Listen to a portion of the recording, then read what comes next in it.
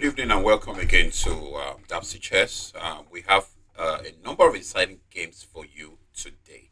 And we're actually going to Nigeria today because the Nigerian National Chess Championship is holding presently in Lekki, to be precise, Orchid Chess Club, who are the host. So I think they are actually on the sixth round. They've actually played the sixth round. So I'm going to be starting this recap from the sixth round. And interestingly, it was a bloodbath in the sixth round. All the games in the invitational section, the open for men, were all decisive. So I'm going to get started from the sixth round of the Nigerian National Championship, and the winner of this section is going to be crowned the Nigerian National Chess Champion. There are a number of people that are playing in this section who actually, through one means or the other, qualified to be in the section. Number one, you have to be qualified based on rating, and also you have to must have qualified through there a number of qualified tournaments that led up to this. So, and we have I know we have international master Aikoje Odion, who is the top seed, and also we have the former national chess champion Im Balogun is also part of the people playing. We have Fide Master Bomo Kigiha. We have National Master FM Abiola Akinsheye, Okemakinde. A number of them are playing this tournament. Olanriwa Jajibola. So this round, like I said, all the games are decisive. So we are going to check out the games one after the other real quickly. Hopefully, we can get to check all the games that was played in this very decisive round. And yes, let us get right into it. So the first game we're going through is the game between Eyi Tongan. Sorry, Callistus, for messing up your name. Callistus, who is Callistus is no longer a young upcoming player. He's actually an established player because he actually qualified for the Olympiad to represent Nigeria in the past Olympiad that held in Budapest. But unfortunately, he wasn't able to make the straight big due to some visa situation. So Callistos, who is rated 2253, is on the white side of an English symmetrical open against Aikoje Odion, international master Aikoje Odion, many time Nigerian national champion. So let us get right into it. Game started with the move c4, knight f6, knight f3, c5. Like I said, this is the symmetrical variation of the English. Symmetrical being that it's like a mirror um, moves. Like every move white plays, black make the same thing. One thing about symmetrical opening is you have to know when to break out from this symmetry because if you don't, you can get busted very quickly. So c4, c5, knight f3, knight f6, knight c3, knight to c6, d4 immediately, white strikes in the sun. These are like regular, normal moves in this position. All right. So some other variations, white goes for the g3 system, depending on your taste. But in this situation, Callistus went for d4. Odion plays g6. Of course, the idea of the g6 is to fianchetto the bishop, try to put some pressure down this long diagonal. So d5 is played. Now, after the move d4, I think it was important. I mean, the top move was actually to capture. It captures back with the knight, and we have several games on this position. Now, you can still go ahead with your g6. Doesn't really give white a whole lot of advantage. Or you could go with the e6, depending on what your style is. But the line chosen by the number one player Nigeria, Aikoje Odion, actually gave white an advantage immediately. And what kind of advantage? Let me show us this. So after the move d4, g6, d5. Now white has a lot of space advantage. Now the pawn on d5, black's choices are kind of minimized. What black can do in this position because now from move like 4-5 something like that. Yeah, you've moved 5. You've already given white a lot of advantage. So white can easily build up on this pawn center and then just push you backwards. And it's really going to be very difficult for black to fight back in such situations. And this is why you really have to know your openings. You You have to know your openings. And if you're not sure of whatever opening you play, you just don't play it. And you have to know your openings. You have to know what to do, what not to do, because when you play people that are very experienced at their openings, you could get in a lot of trouble with them very quickly. So let us get right back into this game. So d5 was played. Knight goes to a5. Rook to b1, saying if you want my pawn on c4, you can actually go get it. But personally, after the move knight to a5, I would have continued with the move e4. Even e4 makes a lot of sense. Number one, with the move e4, you're protecting the pawn on c4, and also you're threatening to play e5, forcing black back into his own territory. Because at the end of the day, if you have a lot of space in black's position, it's going to be difficult for black to get his pieces in the game, and that really spelled a lot of doom for black. But in this position, Callisto's play rook b1. Was it a preparation? Was it a novelty? I have no clue. So after the move rook to b1, black plays d6. But now, here's a question here. What happens if knight takes the pawn on? Knight takes the pawn on c4. I think e4 is a very good move, because when the bishop moves, then I have e5, and the initiative is just very, very strong for white. So I don't think in a position like this is not a time to start grabbing pawns, especially when you're not so looking good. I mean, my English, when you're not so looking good in the opening. So d6 was played, and e4 played by Ayumudion, and bishop to g7. h3 is another very important move, and the idea of the h3 is to actually take away the best square for this bishop, g4. Because if you come to g4 and h3 is played, that means you have to take. If you don't take and you move back, you just lost the move. And it's not so advisable for you to exchange off your bishops in the opening when you're not so sure of what the nature of the game will be. Not a smart move. So h3 is played, discouraging the bishop from coming to g4, and castles, bishop to d3, and a6. Now, of course, the a6 move is very important.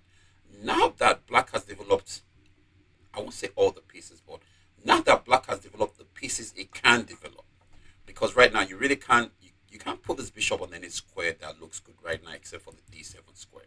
So the knight is developed, the bishop is developed, the knight is on a5, although the knight looks like kind of offside on a5, but there are actually some lines where the knight on a5 is actually good. It puts pressure on c4 and sometimes puts pressure on b3. So a6, what's the point of a6? It's very important for black to try to create some play. I say this a lot. You want to create some play. That means you want to get an opportunity where your pawns engage your opponent's pawns. Thereby, when you come in contact, there's a lot of struggle. There's also some exchanges. And whatever exchanges you do, one might lead to your advantage, the other might not. So you really have to know which exchanges you're doing that leads to your advantage. So let's keep going. a6 is played. White castles. White is just looking very good here.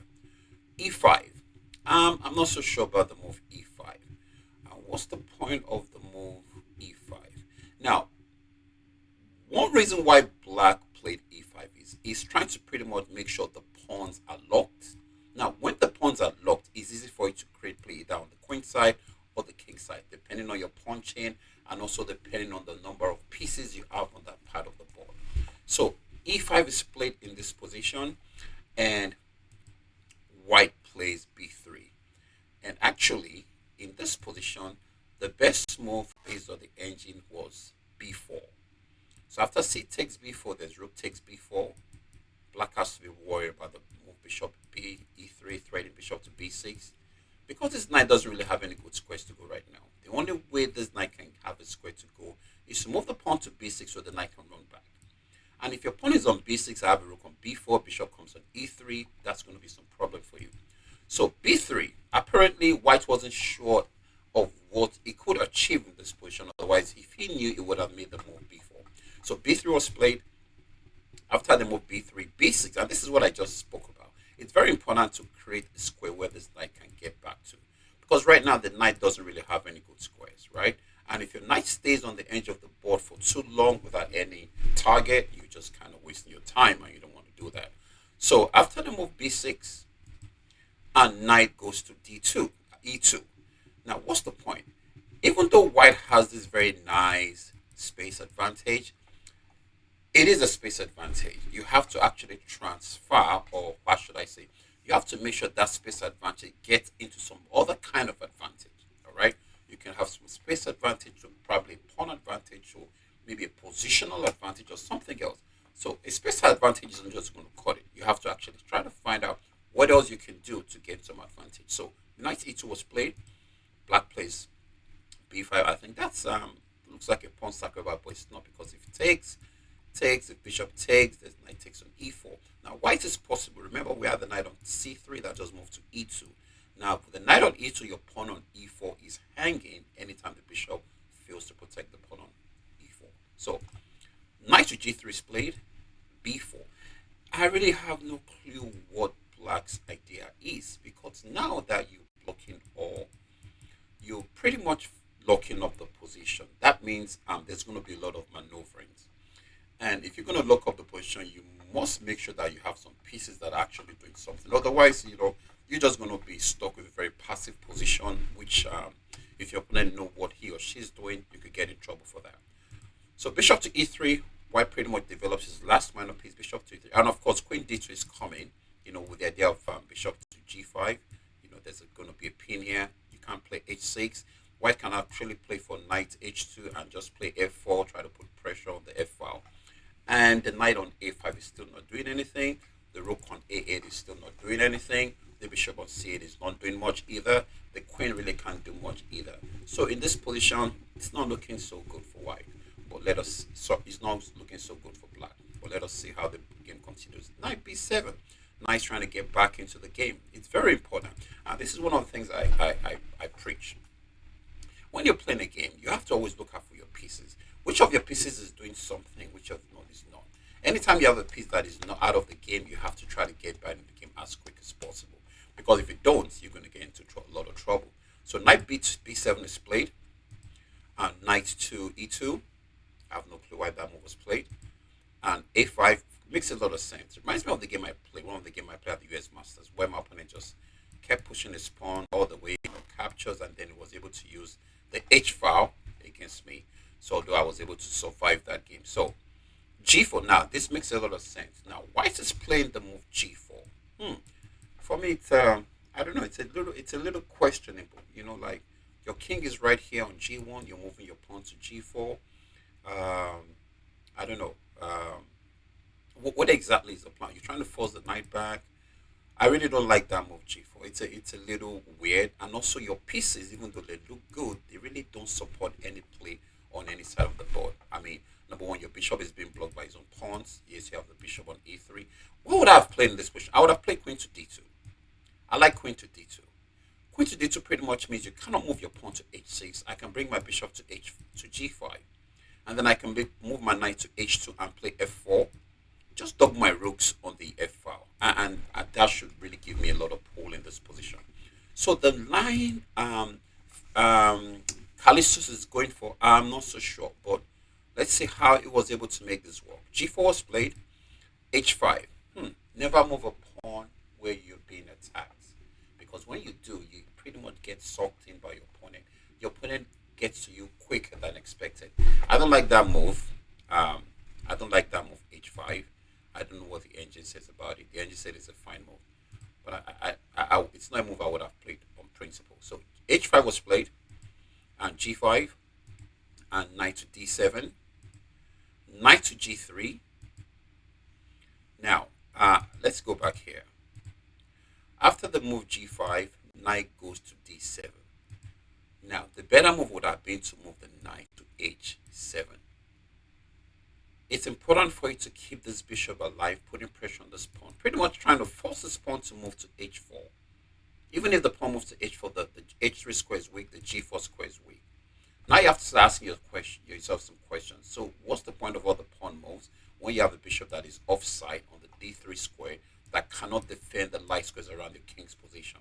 So this is why, it's very important that when we're playing a game, it's very important to keep an eye on the ideas, the reasons why the moves we're making, and also always check it out with what your opponent is doing. Knight d7, not such a good move.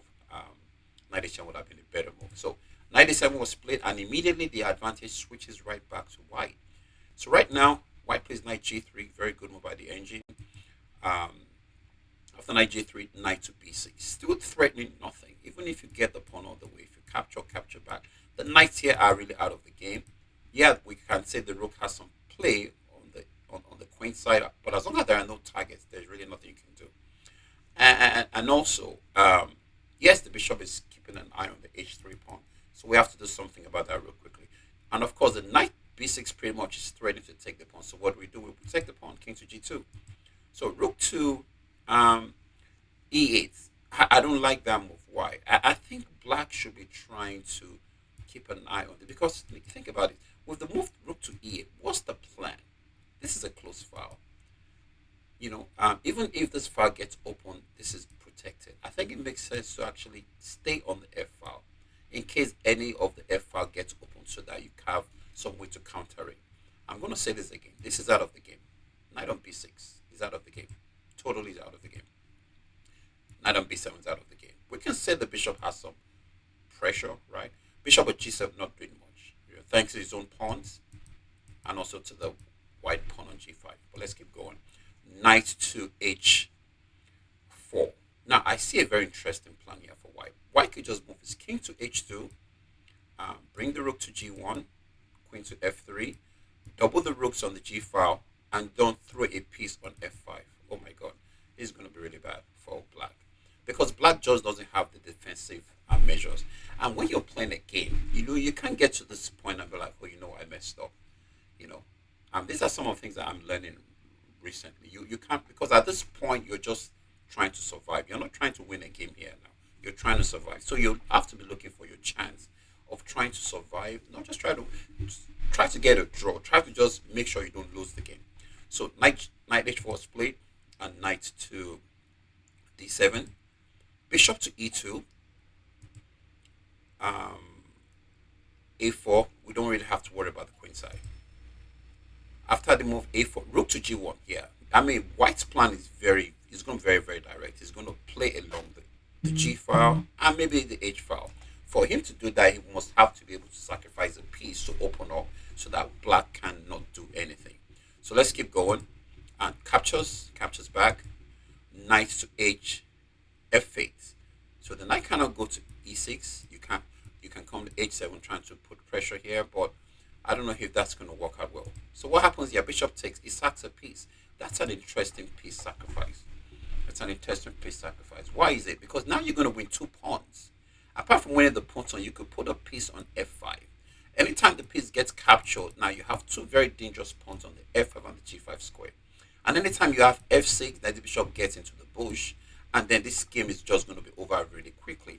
Now you have to start asking yourself, what are your pieces doing on b7, on a8, on e8? Nothing much.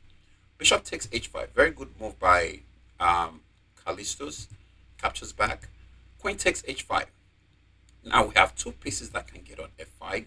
We can put a lot of pressure on this bishop. We have all kind of possibilities. And the king is probably going to step aside at some point, as a personal sacrifice. Step aside so that he can also actually use the the g file. So rook e7 was played. King h2, yes, stepping away from the g file, like I said. So knight to g6, and meanwhile, that's another pawn. But right now, it's not about getting pawns. Right now, it's really about coming for this king. This king on g8 must not get away from us. So knight f5, attacking the rook and the bishop. Bishop takes, pawn takes. Now these pawns, like I said, are very very dangerous pawns. It takes the knight, takes back. We're threatening a discover. We're threatening a fork here, and you can't play f6 because we're still going to take. We're attacking that. We're attacking that. This is just very bad for black. So rook goes to c7. Pawn push attacks the bishop. Queen goes to f8, waiting for white to capture so that I can capture back so the queen can come into the game. White said, no, not really. I have another plan.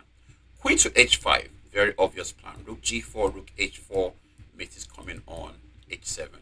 And after the move knight to d8, rook to g4, rook a7, rook h4, the game was over. This was a very I don't know what to call it, but I would say black got a little careless in the game, although he had his chances but didn't take it. But well, we hope International Master Odion bounces back on the seventh round. Okay, the next game I'm going to, by the way, well played, FM Callistus. The next thing I want to check out is the game between Omorore Benjamin and Olarinwaju Ajibola. Actually, Ajibola was on the white side in this game, so let's see how this game happened. So d4 is played, knight f6, knight f3, d5, e3. Now, Ajibola is known for the, I think, is it the core system? Yeah. Ajibola is known for the core system, and he plays the line pretty well, you know. I mean, rarely loses with that line. So, e3 is played, e6. All these are known lines. I actually have a line that I prepared against the core, but unfortunately, I'm not going to be showing us today. I'm sorry, but maybe some other time. But let's keep going. Bishop to d3 is played, c5. All these lines, well, c5 is played, c3, knight to c6. Now, if the bishop on c1 was actually on f4, then we have the London system. But with the bishop on c1, this is the core system. And like I said, Jibola is a very experienced player in this line. So knight to c6, knight bd2, queen to b6, threatening nothing, castles, bishop to e7, threatening to keep the king safe, queen to e2, a6. What's the threat? Nothing really. Probably taking as much squares away from the opponent's pieces. And knight to e5. Now, at some point in time, white has to make the move knight to e5. You know, the idea is knight to e5. I want to move my pawn to f4. You know, I'm going to move my king to h1. I'm going to attack your king. You know, I'm waiting for you to bring this king to g8. All right, just try to take that king to g8 so that we can come and visit that king. So just take that king to g8. So that's what white is waiting for. Knight e5. So after the move knight e5, takes on d4, takes back with the pawn on e3. Very important you capture with this pawn, because then this bishop can come to life anytime you move your knight off the d2 square. Knight takes. I don't like that capture for black. Pawn takes. That is very logical. White is just better here. Think about it. White is just looking. I mean, the bishop is looking on h7. The knight can go to f3 and then d4. I can move the king to h1 and just play f4, f5. I'm really looking good here. So I don't know where black is going to actually come up with his own kind of play. I like white's position right now. So let us see how this game continues. So knight goes to d7, queen h5. You know, that's a little ambitious. I really don't like that move. What's the point of queen h5? What's the point of queen h5? Personally, I would have just played king h1. You know, king h1. The engine is talking about a4. Well, a4 is possible. I like king h1. So I don't know why white went to h5. Queen h5. I really don't get the plan. Queen goes to c7, attacking the pawn twice. Rook goes to e1, protecting the pawn twice. b6. Now, I kind of like what black is trying to do here. I think black is trying to just bring his bishop and keep the king safe, because he knows if he comes to the side of the board, it's game over. So knight f3, b6, queen h3, bishop h6, h6. Interesting move by white here, and by black, sorry, h6. But I still pretty much like white's position. So after the move h6, queen to g3, threatening, I don't know, knight to c5, bishop to c2. You don't want to trade your knight for the bishop, not now. You know, you're not sure how the game is going to be, so no trades for now. Bishop to b7, knight to d4, castles long. This is a brave move by black. Castles long. So what is the next plan for white? If I have the white pieces, I'm going to just try to start attacking on the queen side. You know, that's what I'm going to try to do. Or if I push the pawn all the way to a5, you can simply push pawn here, and I really don't have anything. So, but I think bishop e3 is a good move. Bishop e3.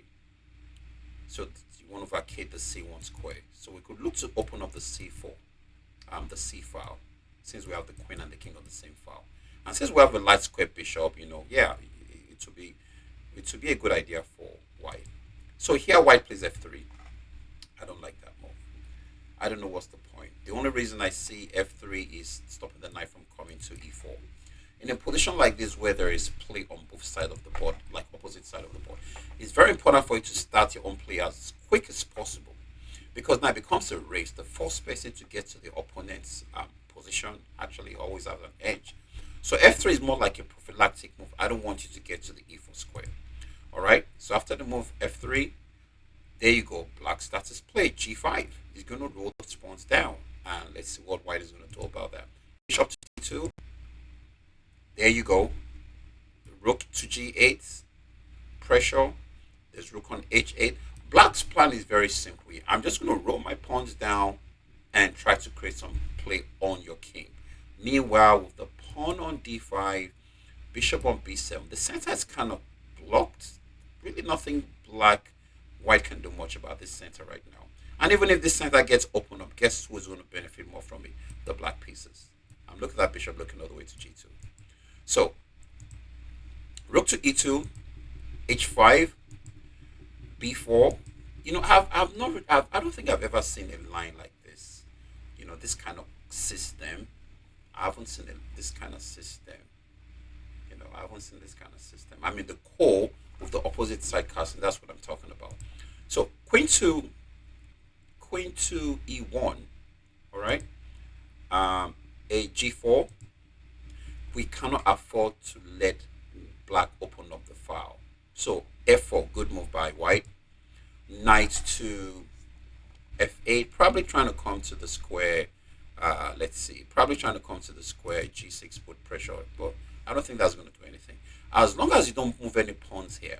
For example, if he decides to push this pawn all the way here, just give him the g3. And if he decides to put this pawn all the way here, give him the h3 so that nobody can come in. So bishop to d3. I like that move. Of course, trying to start looking at the king's position, although it now casts on the queen side. King to b8, moving away from the c file. King h1, a nice prophylactic move by white. H4, bishop to e3.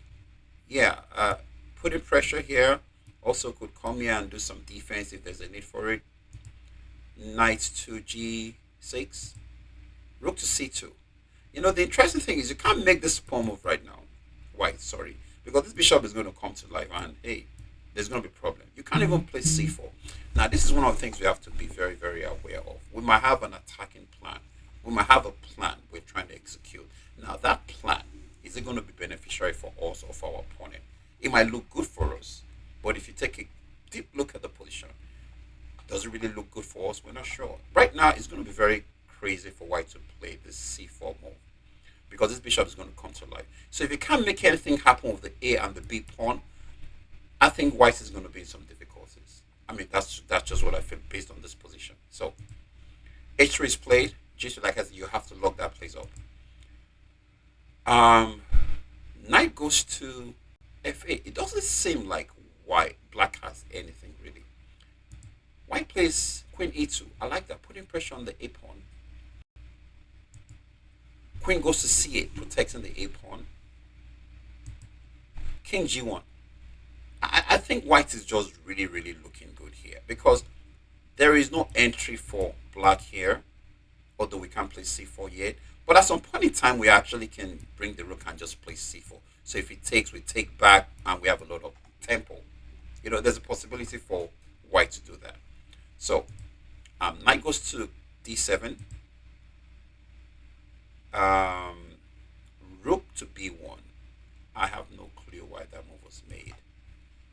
I have no clue why the move rook b1 was made. What's the point of rook to b1? I don't know. Oh, probably protecting the b pawn in case the c pawn moves. Probably.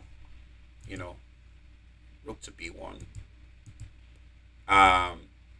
B5 is like trying to pretty much close the door. I don't like that b5, because now I can hit him with the move a4.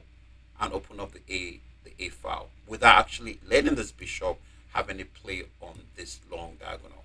So I like A4 now. Just switch your rook to the A file and just go try harass that king. I think I like that plan for white. White plays a rook A1. White plays rook A1. Okay. Knight takes B5. He sacks a piece. He didn't take it. Now you can't even take here because this guy is going to really come at you. So just come back to D4, JJ. That's what I will do. Play knight D4. Queen to D7, A4. White is just better here. Rook C8. Now the black pieces are coming back to the queen side because there's a lot of activity going on the queen side. So bishop to F2, avoiding the knight takes. And rook to G8, rook to C1. Yeah, it's very important. You always have your pieces connected, especially your rooks. Rook to C1, rook to C7, rook to B1. Bishop goes to A8, B5. I still think white is just better here. Why? Because black has absolutely no play on this part of the board. None. There is nothing white should be worried about. Looking at the white pawn structure, the king is looking very good on G1. As long as this diagonal is close, there is really nothing black can do. But here, black has to be worried about the opening of the B file because this is this king right here. Abby, that's the king of B8. So it says A5. I don't want to open up the position. It says knight C6. Knight C6. If it takes pawn takes check, that's very bad. That's going to win something. So king to C8. Now is the time for the king to start to run. Knight takes E7. Queen takes E7. B6. B6. The rook goes to C6. B7. You have to take. Rook to B3. Now I don't know why decided to give up all those pawns. I don't know. I don't know. I'm not sure. Although white is still better, but I don't know why decided to give up those pawns. Rook to D8. You have to make sure this pawn doesn't move. So I'll just bring this bishop here just to make sure nobody moves. Rook to B1, threatening to take on B7, so you have to do something about that. Rook goes to C7 to protect. Bishop to D4, making sure nobody moves. Good. Rook goes back to D8, threatening nothing. Queen to F2, threatening. I don't see no threat because bishop here is not a threat. Well, it is a threat because bishop B6, knight B6, queen takes B6. There's queen takes A. There's queen takes A5 with the idea of rook takes check. If rook takes queen check is very strong. You can't go down because I'm going to take you twice. And if you come back, I'm going to take your rook and you're going to lose your queen and you're going to lose the game. So queen F2, queen to D7. He plays queen to A2, going to defend the pawn on A4, right? Queen to C6. That means you cannot take this because if the diagonal opens up, it's going to be very bad for black. Black pretty much has nothing in this game, So, white has the advantage, but it seems white just doesn't know what to do with his advantage. Why not just start, going into squares, look here, put pressure here, just start moving inside, So, we'll play rook B5, rook D8, rook to C5. Oh my god, he sacks the queen. Takes back. Now we have 1, 2, 3 against 1, 2, 3, 4.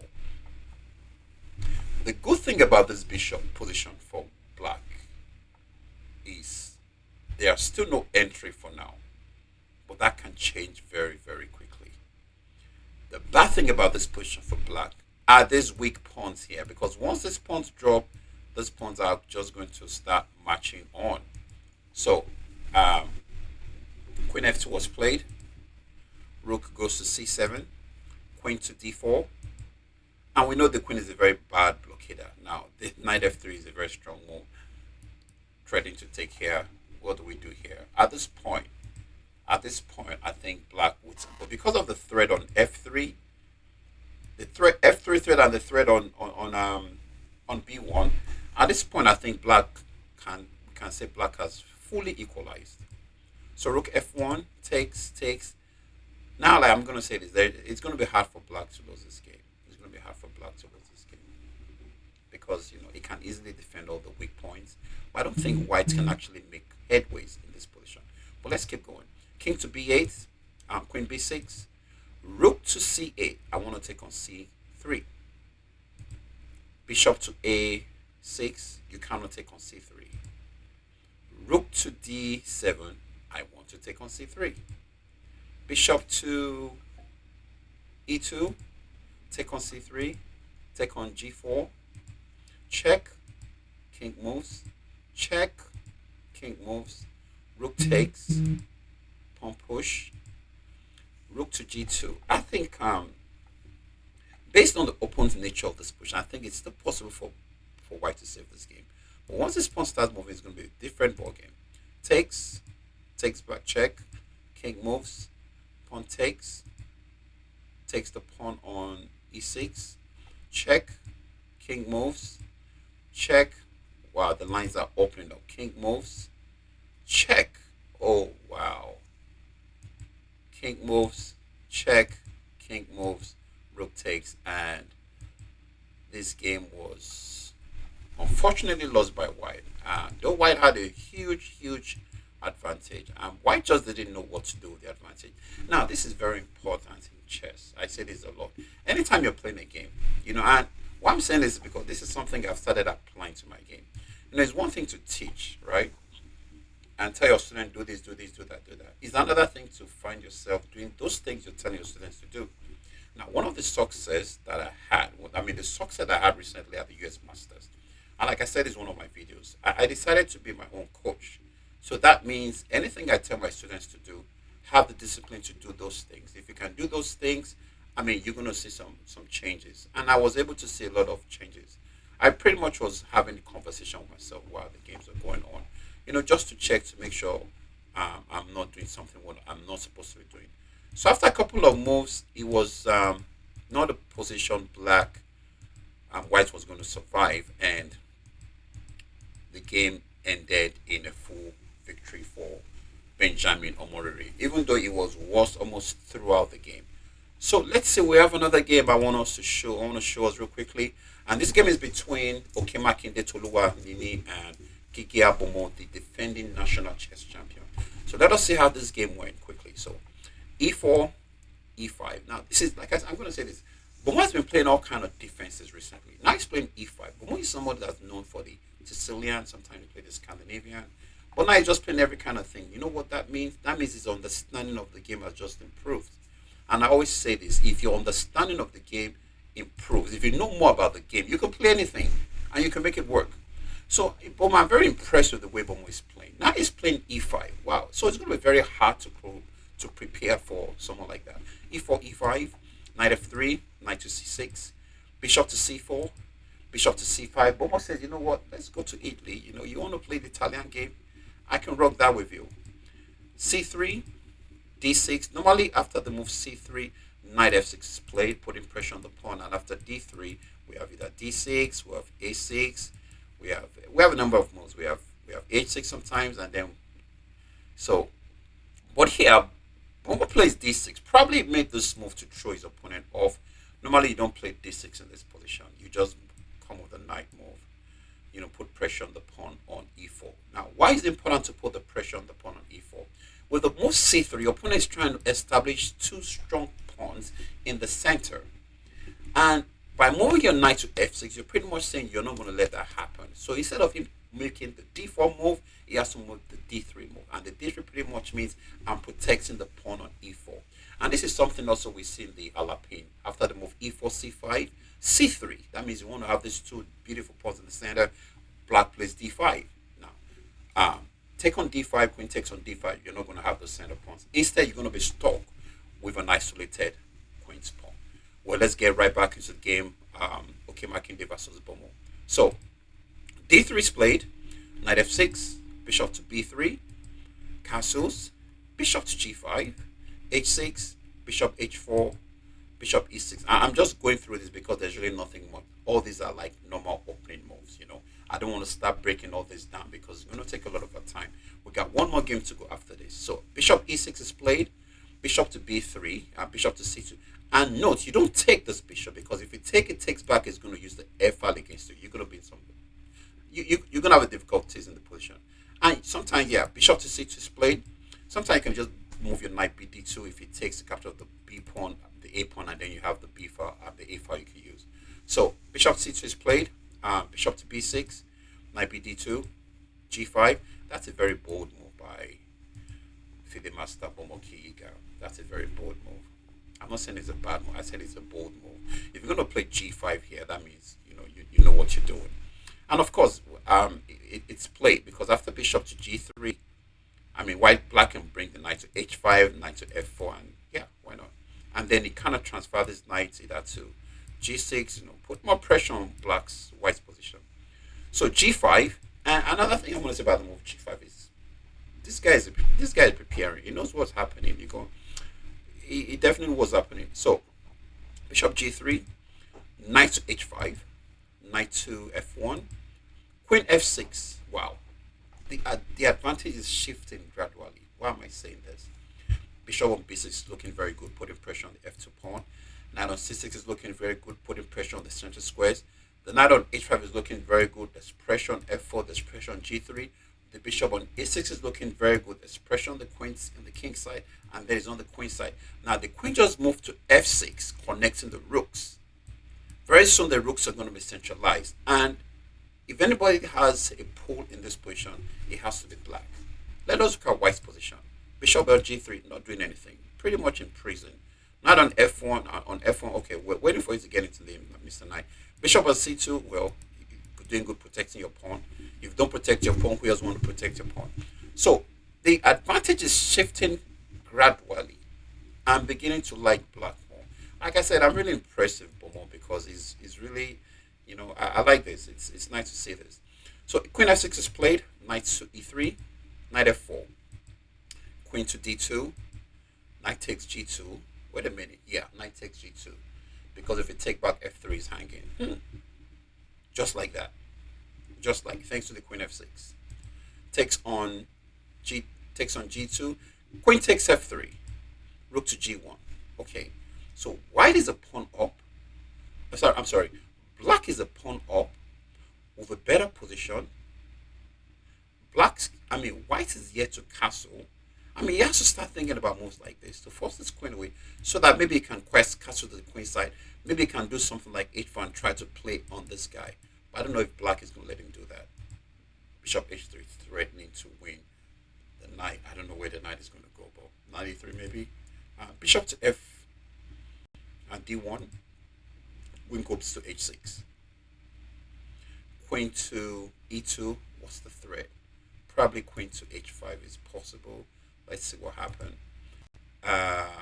Queen g6. Like, okay, I don't want you to go to h5. And also, I'm thinking about moving this pawn twice so I can put pressure on your f2. I have a bishop on b6. I have a rook on f8. You're going to have your hands full. So knight e3 is played. Knight to e7. What's the point? Still possibility of moving this pawn here. That's one. Also, you could also shift the queen off, get the knight to g6, get the knight to f4. A lot of possibilities for black. White, we can pretty much say white messed up his opening preparation because I don't think this is what white said, had in mind when he started the Italian opening. Black is pretty much in the driver's seat right now. Okay, let's see how this game continues. So bishop to b3, king to h7, vacating the g file in case we might need a rook to on that file. Castle's long makes a lot of sense. You can't go to the queen side. You can't go to the king side. You already moved your rook. So the only thing is, and you can't stay on e1 in case the lines get open up. So king castle long is the next alternative. Rook to e8, queen f3, threatening probably bishop here. Probably bishop here. But then you have to be worried about moves like this. Anyway, let's keep going. Oh, g4. If he made the move immediately, g4. Queen goes back. Bishop takes. Pawn takes. f5. Open up the position. Queen takes. This bishop might look like a useless bishop, But check this out. There is no way white can fight for the F file thanks to the bishop on h3. Queen g5, check. Queen d2, takes, takes. It makes a lot of sense, you're up material, just exchange pieces. Knight to g6. Knight f4 is coming. Pressure, pressure everywhere. Bishop to c2. Rook to f6. d4. h5. Captures with the knight. Double the rook on the close file. I don't know. Trying to make sense out of that. I don't know why that move. King to h6. After king to h6, the engine say, well, after king, yeah, and the said white is just really busted. Number one, the rooks are doubled on a close file, doing nothing. Yes, you have the bishop with an extra attack on the king, but you have to know also that your pawn is blocking that x-ray. So if I can move my king away from that x-ray, you don't really have much. Okay, you have this bishop that can take here. Anytime you take here and I take back with the rook, so you're stuck with a very bad bishop against a good bishop in an ending. You have absolutely no chances at all. And of course, don't forget that black is up a pawn. So king h6, rook to d5, probably threatening to take twice on e5. Check. Oh no, not a check. Sorry, attacks the rook, trying to trade up pieces. Makes a lot of sense. You up material, trade up pieces. Bishop a4, attacking the rook. Rook shifts. Bishop attacks the rook. Rook moves again. e6, threatening some, some discord on the rook. He said, "I see you, so I'm just going to prepare for it before you even get there." Bishop attacks a4. I hope white is not trying to get a draw by perpetual attack, because that's not going to work in this position. Rook f8. Now we don't have to worry about any of the attacks from the white pieces. We're trying to get into the position through the f file. Bishop to g3. Bishop to c4, attacking the rook, attacking the pawn. Rook moves to a5. Rook check. King moves to f2, to d2, sorry. Knight check. King moves. h5. Sorry, h4. Now that bishop is going to have a lot of problem. If you move, you lose that. If you don't move, I'm going to keep marching. It says bishop to f4 check. Bishop to f4 check. These pieces are not doing anything, right? I'm about to get a very strong pass pawn. King is not looking good either. My king is looking good there. So check him as the king. Bishop to g5. Pawn push. I can see that pawn queen already. Well, after the move pawn push, white says, you know what? I've seen enough. So that goes the third game from the sixth round. Like I said, this round was a round of bloodbath. All the games are decisive. So let's check out the last game before we call it a day. So this was the last game was played between the young master Ferdinand, national master, is a national master, I think, yeah, against FIDE master Akishaye Abiola. Abiola is another player that made the Olympiad this year, but couldn't make it because of visa issues. So let us see what happened in this game between the Ferdinand is not an up and coming. He has already come. He's here already. So because I remember I lost to him at the National Chess Championship. Was it last year? Yes, I think so. It was last year. I lost to him. I lost him carelessly, even position, but I pretty much beat myself. But well, that's not the problem. That's not what we're talking about right now. So let's see what happened in this game between himself and the very established FIDE master Akishaye Abiola. So c4 is played. Yeah, I remember he played c4 against me in that game also. c4, knight f6, knight c3, g6, e4, d6. Abiola is going for the KID setup. KID is when you have the g6, you have the knight f6, you have the d6. The bishop is going to come to g7. You're going to castle, and you're either going to look to play the move e5, or you're going to move to c5, depending on the way white actually plays the game. So let's see what Ferdinand played against the system. He plays e4, pretty much going into the main line. So bishop g7. Now it is going for the sandwich variation of the King's Indian defense. Now this is one of the lines I studied recently, But But like I said, let me keep going. This is not about the line that I've studied or not. So Samish played f3. Say, you know what? I'm going to play the King's Indian Samish variation on the white side against you, Sir Biola. So let's see how Biola was able to handle his castles. Bishop to e3. Sometimes we start with the move knight g e2, and then bishop e3, queen d2, castles long, and then we just start to match the pawns. So bishop to e3 is played. Knight c6. Actually, knight c6 is not such a good line against the Samish. Yes, I said it. Knight c6 is not such. The best line is to play c5. c5 gives black a lot of fighting possibilities. Well, let's get back into the game. Knight c6, d5. Normally, you don't want to play an early d5. You want to build up. Knight g e2. All right. Let him push the pawn here first before you go for the pawn move d5. So knight g e2, queen d2, castles long. You know. So here he plays d5 immediately. I don't like that move for white. I mean, you don't have to. But let's keep going. So knight to b4, threatening nothing. a3, knight to a6. Bishop d3. Knight goes to d7. The idea of the knight d7 is to open up for the bishop, the long diagonal.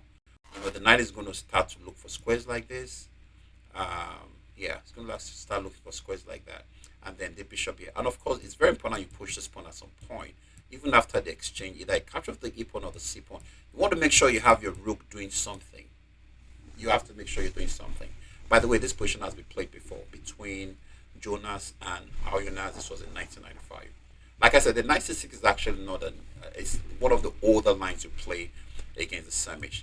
But let's keep going. Knight g e2, knight to c5, attacking bishop on d3, pull the bishop back to c2, a5, stopping, discouraging white from playing b4, because after b4, a takes before, you cannot take back because your rook is hanging on a1. A castle short. Wow, the young man just tricks the old man. You thought he was going to play queen d2 and all that stuff. He said, no, I'm just going to keep it safe. I'm just going to castle short. So castle short, knight to e5, threatening the pawn on c4. That's a very good tempo move.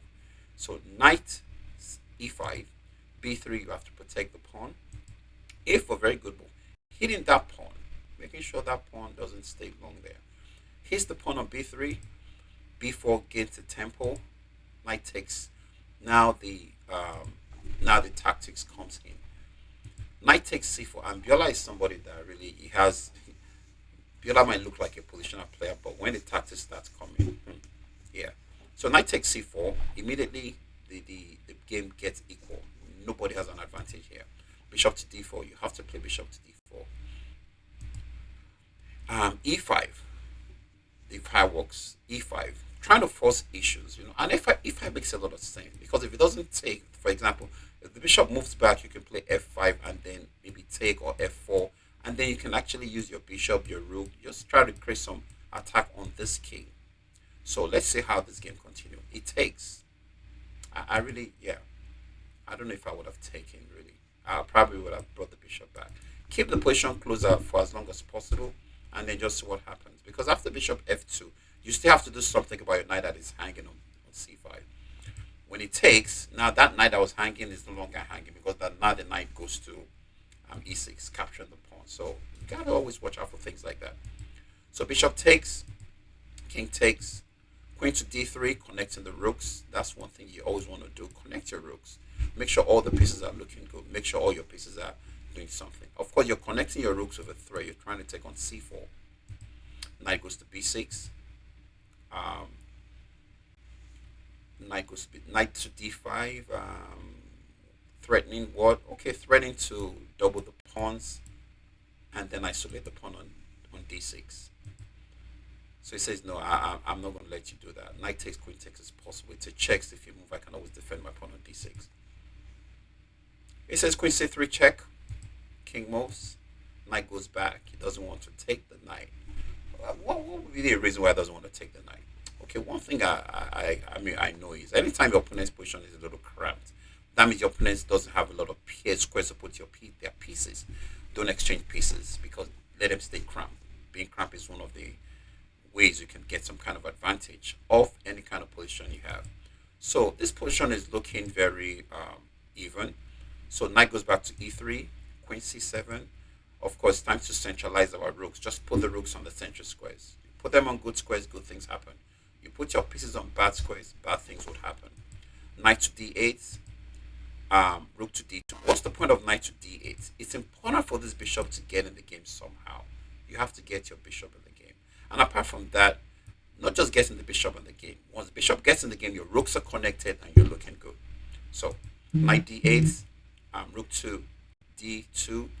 And I don't like the knight d because now you're trying to get the bishop to connect the rooks. But now, why are you moving the knight back to disconnect the rooks? So then you're going to waste another time to connect the rooks back. Abibeko, we don't want to do stuff like that. So rook d2, knight f7, double the rooks on the d file, right? Putting pressure on the weak pawn on d6. Bishop to d7, connecting the rooks. He's going to have to bring a rook on d8, rook on e8, just slide the bishop back to c8 and you just wait to see what happens. So bishop to b1, what's the point? Trying to come to a2, what's the point? Trying to get rid of the knight on f7, what's the point? Because the knight on f7 is one of the pieces defending the weak pawn on d6. Makes sense. Or he says, you know what, I have another knight. I'm going to throw the other knight to c8. So even if you get rid of the knight on f7, have a knight defending. But the problem here is this knight right here is stopping the communication from these two rooks. That's a negative. That cannot be good for you. Bishop to a2, queen b6. There's a pin here. Anytime there's a pin, always watch out for it. I would love to play knight c4. After bishop takes, rook takes. I would love to play knight to c4, attacking the queen and the pawn on d6, but I can't do that because of the pin. So I might need to step to f1 or step to h1. Since the queen is still on board, I think I'll just go and step to h1. Because coming to f1 is trying to come into the middle of the game, which can spell a lot of trouble for us. So what do we do? King h1. Good job, Ferdinand. So knight goes to e5. Say, I'm not going to let you play knight c4. So that means you're not going to be able to exchange this bishop for this knight. So if you exchange the knight for this, that's fine. You don't have another knight to put pressure on the d6. So I'm not going to let you do that, right? It says h3. What's the point of h3? f4 is coming. We're taking the square g4 away from the knight and the bishop. So h3 is played. Bishop takes. Okay, this is where Femi Balogun went crazy. He said, I'm just gonna go crazy. If you go crazy, stuff will happen. Bishop takes h3, not the best move, like a desperation move. Now you can't blame the bishop takes h3. When you start making move like knight c8, disconnect your rooks. Your rooks are not doing anything. Then you start getting desperate. So I'm not really going to blame the bishop takes h3. I'm going to blame the fact that you really took your other pieces out of the game. And this is how people lose games. You don't just lose games at once like that. Something leads to you making a blunder. Something led to Biola making that bishop take h3. I guess it was a little frustrating. You know what? Let's darken a rule. Like let's mess up the whole thing. Hey, no, you're not messing up the whole thing. You're messing up your position pretty much. So g takes, knight takes. After knight check, very good in between move. Now the king is under attack. You're going to get my knight. I'm going to get your knight. I'm going to simplify to a very easy and one position. And after that, after the move rook to g1, black says, you know what, I've had enough. See how the game concluded just after that bishop takes h3. Like I said, that bishop takes h3 is a desperado move. Like I want to just go crazy. No, if you go crazy, things will happen. So at the end of the day, look at it. These rooks are disconnected, and black is just worse. So everything just started gradually. That's why it's important that before you get to any kind of position, you know exactly what you're getting into. Don't get there and start saying, "Oh, this is not good." There might not be a way for you to go back. Okay, that's about it for the games. The sixth round of the Nigerian National Chess Championship, the invitational section. The invitational section, pretty much, you have to be qualified by rating, or you must have won or qualified through a qualifying series. So we're going to be coming back to you with the other games. But before that, hopefully we're going to be able to check out and bring to you some of the games that are played by the ladies.